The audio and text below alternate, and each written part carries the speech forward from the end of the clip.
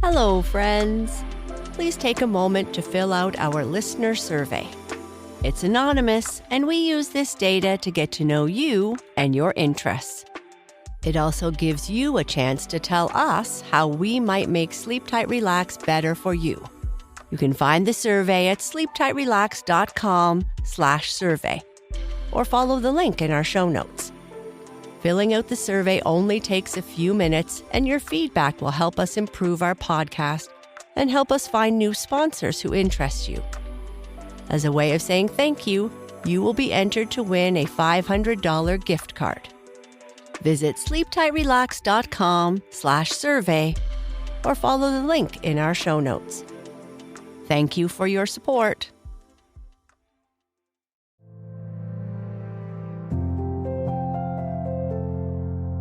Hello, I'm Sheryl, and this is Sleep Tight Relax, a calming bedtime podcast for the young and young at heart.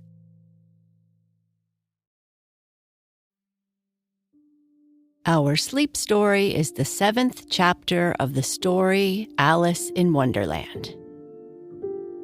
Alice is going to a tea party at the Mad Hatter's.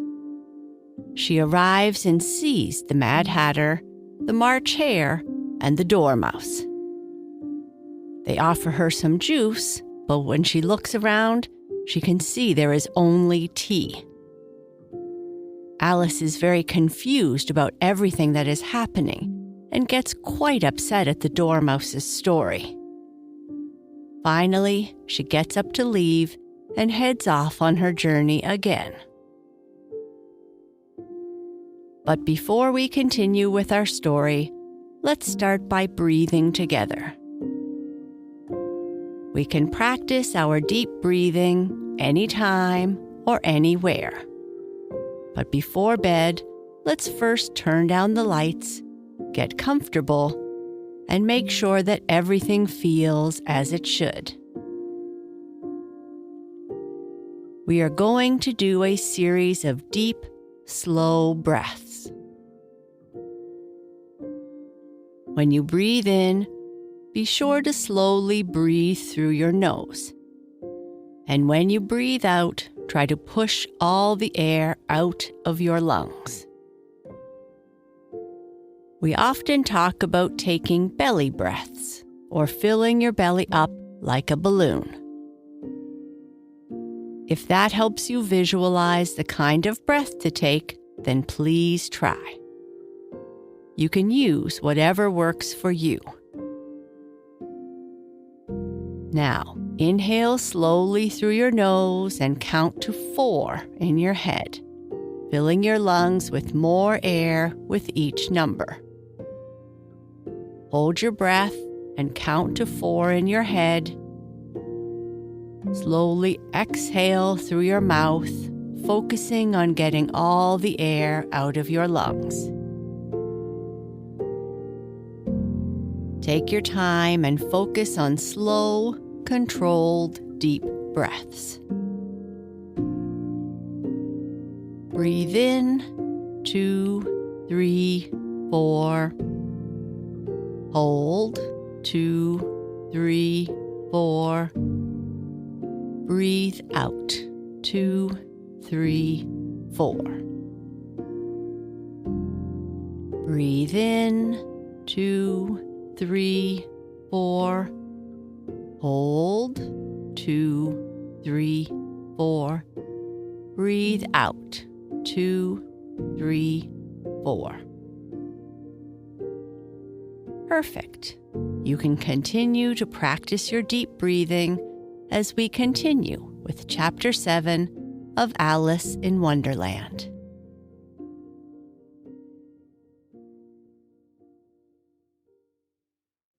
A mad tea party. There was a table set out under a tree in front of the house, and the March Hare and the Hatter were having tea at it. A Dormouse was sitting between them, fast asleep, and the other two were using it as a cushion, resting their elbows on it and talking over its head. Very uncomfortable for the Dormouse, thought Alice, only, as it's asleep, I suppose it doesn't mind. The table was a large one, but the three were all crowded together at one corner of it. "No room, no room," they cried out when they saw Alice coming. "There's plenty of room," said Alice, and she sat down in a large armchair at one end of the table. "Have some juice," the March Hare said in an encouraging tone. Alice looked all around the table, but there was nothing on it but tea. "I don't see any juice," she remarked. "There isn't any," said the March Hare. "Then it wasn't very nice of you to offer it," said Alice angrily.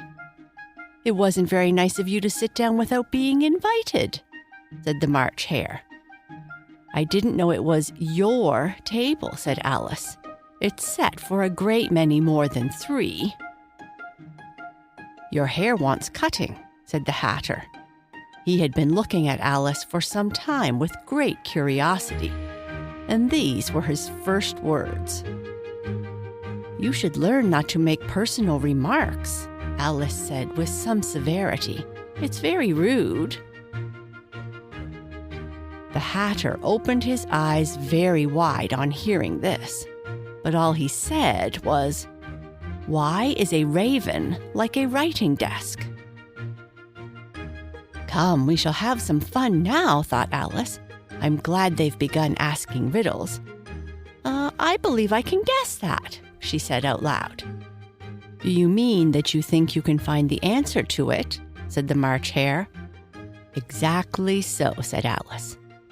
"Then you should say what you mean," the March Hare went on. "I do," Alice quickly replied. At least I mean what I say. That's the same thing, you know." "Not the same thing a bit," said the Hatter. "You might just as well say that I see what I eat is the same as I eat what I see." "You might just as well say," added the March Hare, "that I like what I get is the same as I get what I like."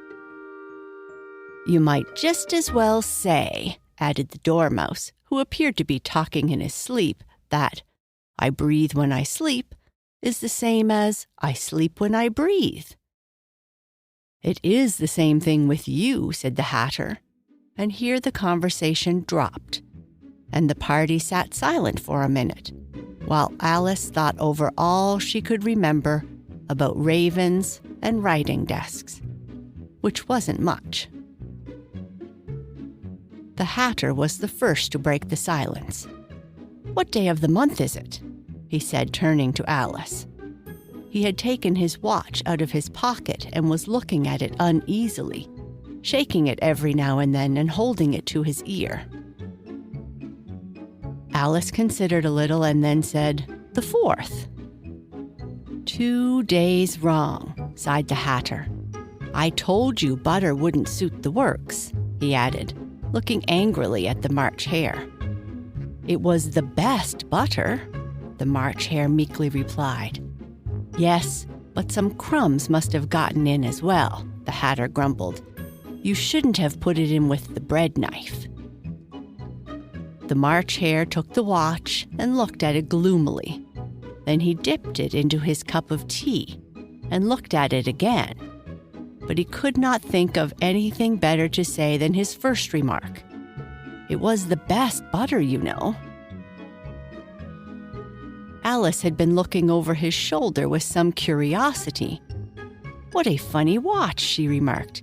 "It tells the day of the month, and it doesn't tell you what o'clock it is." "Why should it?" muttered the Hatter. "Does your watch tell you what year it is?" "Of course not," Alice replied. "But that's because it stays the same year for such a long time together." "Which is just the case with mine," said the Hatter. Alice felt dreadfully puzzled. The Hatter's remark seemed to have no sort of meaning in it, and yet it was certainly English. "I don't quite understand you," she said as politely as she could. "The Dormouse is asleep again," said the Hatter as he poured a little tea on its nose.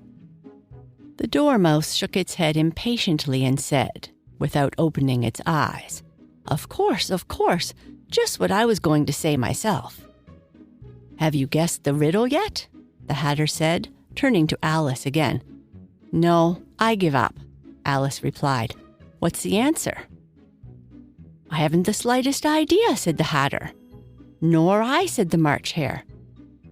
Alice sighed wearily. "Oh, I think you might do something better with your time," she said, "than waste it by asking riddles that have no answers." "If you knew time as well as I do," said the Hatter, "you wouldn't talk about wasting it. It's him." "I don't know what you mean," said Alice. "Of course you don't," the Hatter said, tossing his head contemptuously. "I dare say you never even spoke to time." "Perhaps not," Alice cautiously replied, "but I know I have to beat time when I learn music." "Ah, that accounts for it," said the Hatter. "He won't stand that. Now, if you only kept on good terms with him, he'd do almost anything you liked with the clock. For instance, suppose it were 9 o'clock in the morning, just time to begin lessons. You'd only have to whisper a hint to time, and round goes the clock in a twinkling. 1:30. Time for dinner." "I only wish it was," the March Hare said to itself in a whisper. "That would be grand, certainly," said Alice thoughtfully, "but then I wouldn't be hungry for it, you know." "Not at first, perhaps," said the Hatter, "but you could keep it at 1:30 as long as you liked." "Is that the way you manage?" Alice asked. The Hatter shook his head. "Not I," he replied. "We quarreled last March, just before he went mad, you know," pointing with his teaspoon at the March Hare. "It was at the great concert given by the Queen of Hearts, and I had to sing, 'Twinkle, twinkle, little bat, how I wonder what you're at.' You know the song, perhaps?" "I've heard something like it," said Alice. "It goes on, you know," the Hatter continued, "in this way. Up above the world you fly, like a tea tray in the sky. Twinkle, twinkle." Here the Dormouse shook itself and began singing in its sleep, "Twinkle, twinkle, twinkle, twinkle," and went on so long that they had to pinch it to make it stop. "Well, I had hardly finished the first verse," said the Hatter, when the Queen jumped up and bawled out, "He's ruining the time. Get rid of him." "How awful!" exclaimed Alice. "And ever since that," the Hatter went on in a mournful tone, "he won't do a thing I ask. It's always 6 o'clock now." A bright idea came into Alice's head. "Is that the reason so many tea things are out here?" she asked. "Yes, that is it," said the Hatter with a sigh. "Oh, it's always tea time, and we've no time to wash the things between whiles." "Then you keep moving round, I suppose," said Alice. "Exactly so," said the Hatter, "as the things get used up." "But what happens when you come to the beginning again?" Alice ventured to ask. "Suppose we change the subject," the March Hare interrupted, yawning. "Ugh, I'm getting tired of this. I vote the young lady tells us a story." "I'm afraid I don't know one," said Alice, rather alarmed at the idea. "Then the Dormouse will," they both cried. "Wake up, Dormouse!" And they pinched it on both sides at once. The Dormouse slowly opened his eyes. "I wasn't asleep," he said in a hoarse, feeble voice. "I heard every word you fellows were saying." "Tell us a story," said the March Hare. "Yes, please do," pleaded Alice. "And be quick about it," added the Hatter, "or you'll be asleep again before it's finished." "Once upon a time there were 3 little sisters," the Dormouse began in a great hurry, and their names were Elsie, Lacey, and Tilly, and they lived at the bottom of a well." "What did they live on?" said Alice, who always took a great interest in questions of eating and drinking. "They lived on treacle," said the Dormouse, after thinking a moment or two. "They couldn't have done that, you know," Alice gently remarked. "They would have been ill." "So they were," said the Dormouse, "very ill." Alice tried to fancy to herself what such an extraordinary ways of living would be like, but it puzzled her too much, so she went on, "But why did they live at the bottom of a well?" "Take some more tea," the March Hare said to Alice very earnestly. "I haven't had anything yet," Alice replied in an offended tone, "so I can't take more." "You mean you can't take less," said the Hatter. "It's very easy to take more than nothing." "Nobody asked your opinion," said Alice. "Who's making personal remarks now?" the Hatter asked triumphantly. Alice did not quite know what to say to this, so she helped herself to some tea and bread and butter, and then turned to the Dormouse and repeated her question. "Why did they live at the bottom of the well?" The Dormouse again took a minute or two to think about it, and then said, "It was a treacle well." "There's no such thing," Alice said angrily, but the Hatter and the March Hare went, "Shh, shh," and the Dormouse sulkily remarked, "If you can't be civil, you'd better finish the story for yourself." No, please go on," Alice said very humbly. "I won't interrupt again. I dare say they may be one." "One indeed," said the Dormouse indignantly. However, he consented to go on. "And so these three little sisters, they were learning to draw, you know." "What did they draw?" said Alice, quite forgetting her promise. "Treacle," the Dormouse said, without considering at all this time. "I want a clean cup," interrupted the Hatter. "Let's all move one place on." He moved as he spoke, and the Dormouse followed him. The March Hare moved into the Dormouse's place, and Alice, rather unwillingly, took the place of the March Hare. The Hatter was the only one who got any advantage from the change, and Alice was a good deal worse off than before, as the March Hare had just upset the milk jug into his plate. Alice did not wish to offend the Dormouse again, so she began very cautiously. "But I don't understand. Where did they draw the treacle from?" "You can draw water out of a water well," said the Hatter, "so I should think you can draw treacle out of a treacle well, huh?" "But they were in the well," Alice said to the Dormouse, not choosing to notice this last remark. "Of course they were," said the Dormouse. "Well in." This answer so confused poor Alice that she let the Dormouse go on for some time without interrupting it. "They were learning to draw," the Dormouse went on, yawning and rubbing its eyes, for it was getting very sleepy. "And they drew all manner of things, everything that begins with an M." "Why with an M?" said Alice. "Why not?" said the March Hare. Alice was silent. The Dormouse had closed its eyes by this time and was going off into a doze, but on being pinched by the Hatter, it woke up again with a little shriek and went on. "That begins with an M, such as mousetraps and the moon and memory and muchness, and now you say things are much of a muchness? Did you ever see such a thing as a drawing of a muchness?" "Really? Now you ask me?" said Alice, very much confused. "I don't think—" "Then you shouldn't talk," said the Hatter. This piece of rudeness was more than Alice could bear. She got up in great disgust and walked off. The Dormouse fell asleep instantly, and neither of the others took the least notice of her going, though she looked back once or twice, half hoping that they would call after her. The last time she saw them, they were trying to put the Dormouse into the teapot. "At any rate, I'll never go there again," said Alice as she picked her way through the woods. "It was the silliest tea party I was ever at in all my life."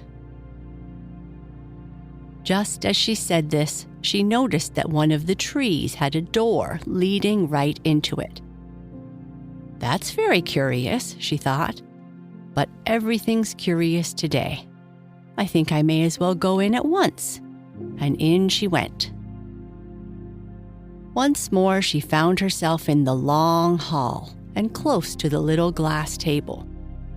"Now, I will manage better this time," she said to herself, and began by taking the little golden key and unlocking the door that led into the garden.